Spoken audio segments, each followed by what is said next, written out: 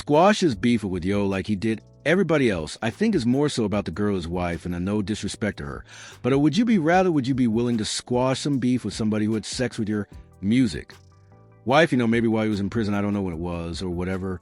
Oh Lord, it's supposed to be your friend. It looks like the Yodi and Gucci Mane beef is back brewing after Pooh come home and Gotti over his own CEO that helped create him on some snake ass. __. Behind all the success in CMG Empire, Gotti was plotting on Pooh Shy while he was locked up, knowing damn well this would bring back the deadly beef that almost ended both their careers. The shocking truth behind how a simple record deal turned into street politics that's got the whole industry watching is more calculated than anyone imagined, and we're about to reveal it all. Now, before we break this __ down, let me keep it 100 with y'all boys. Social media been buzzing about Pooh Shiesty wanting out a 1017, and Yo Gotti been posting him up like he's already signed. A CMG, Pooh Shiesty was finally coming home from his federal bid, and while he was locked up, the game changed completely.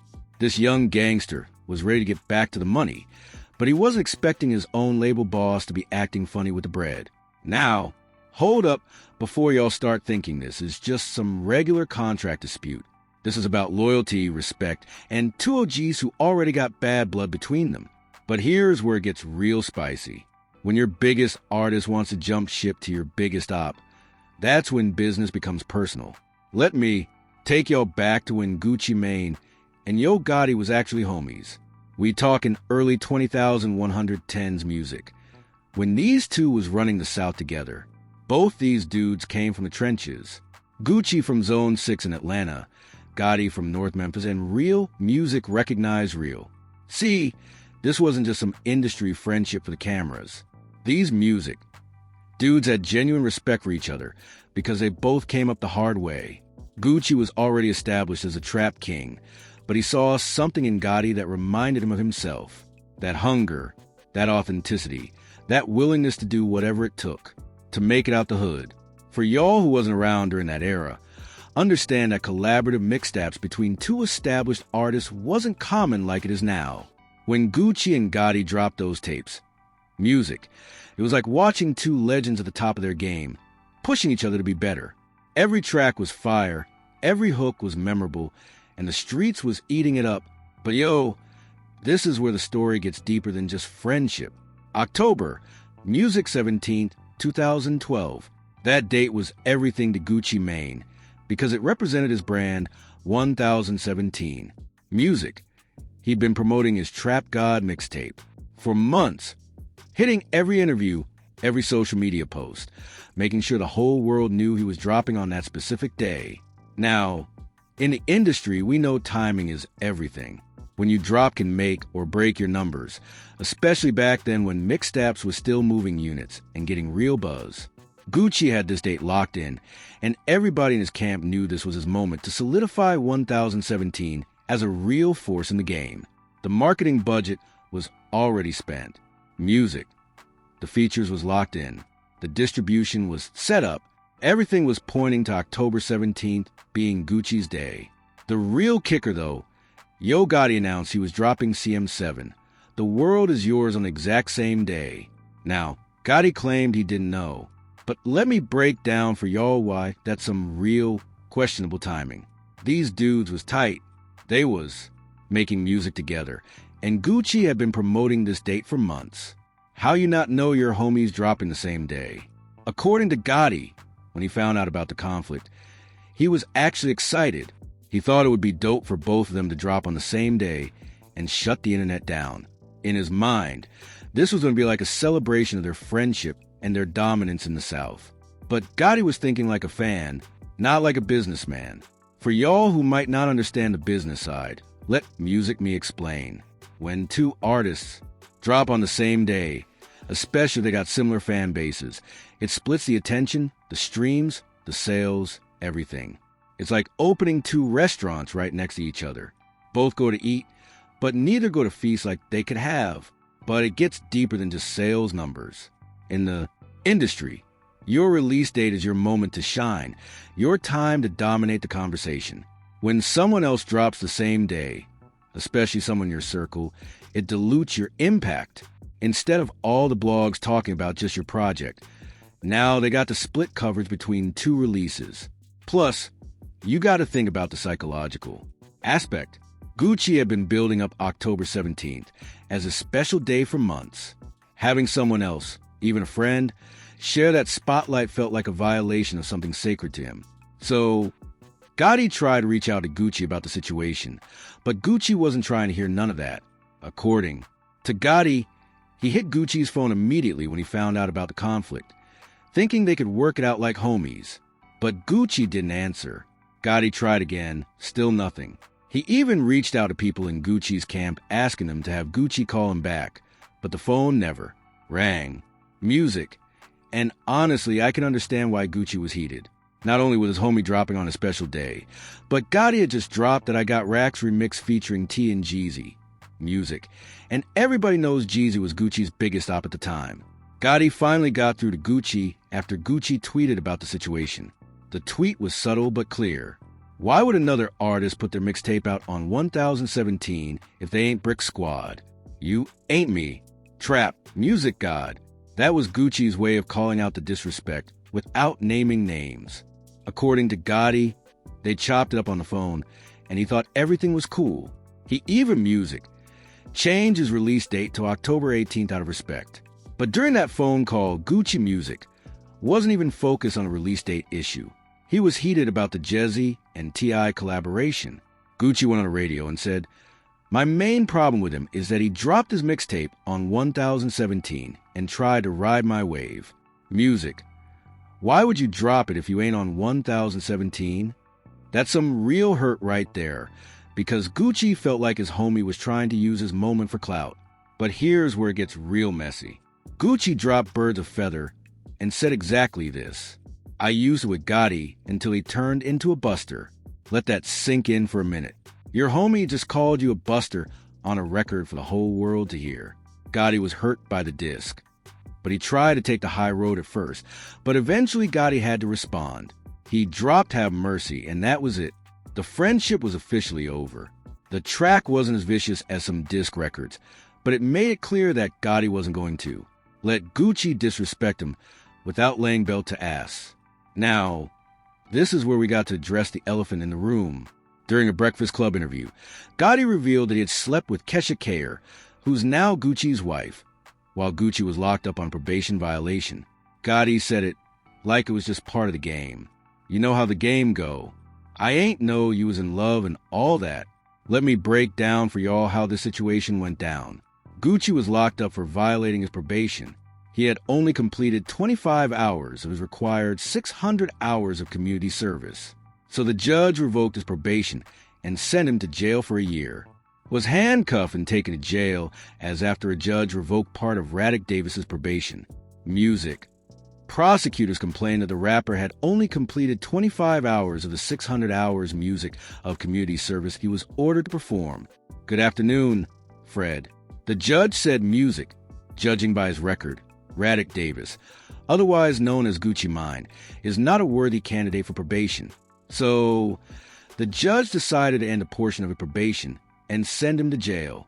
While he was locked up, unable to defend his relationship or even communicate properly with Kesha, Gotti made his move. According to Gotti, he didn't know Gucci was serious about Kesha like that. He claimed it was just casual, just part of how things go in the streets. But that's some real snake behavior right there. Because even if you didn't know they were serious, you still don't mess with your homie's girl while he's locked up. The way Gotti talked about it in the interview made it even worse. He was laughing about it, acting like it was no big deal. But then Gucci ended up getting locked up in 2013, facing 20 years on 2 counts of possession of a firearm by a felon. The feds found weapons on him in 2 separate encounters. Music. And with his criminal history, they was trying to put him under the jail. But that prison bid actually saved his life. When Gucci came home in 2016, he was a different person. Clean, focused, healthy, and not looking for no drama. He had lost 40 pounds in his first 2 months inside just from detoxing off the lean. He had a new baby. His label was doing better than ever, and he seemed like he was past all the petty beef. The old Gucci would have been on Twitter going crazy, dissing everybody. starting new beefs every week. But the new Gucci was about his business. He was making better music, signing better artists, and building a real empire instead of just talking about it. Fast forward to 2020 and Gucci signed this young gangster from Memphis named Pooh Shiesty. This kid was different. He had that raw street energy that reminded people of the old Gucci, but with a modern twist that connected with the younger generation. Pooshi's story was perfect for 1017. He came from the same type of environment that Gucci came from. The streets, the struggle, the hustle, but he also had that hunger that you can't teach, that desperation to make it out that drives the best artists. But then he caught a federal case and got locked up for conspiracy charges.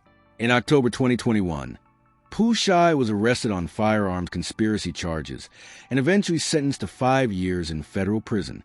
For most artists, that would be career suicide. Prison time kills momentum, kills buzz, kills relevance. During this time, Gucci made public statements about how much he missed Pooh Shiesty, how he couldn't wait for him to come home, how 1017 was holding it down for their star artist.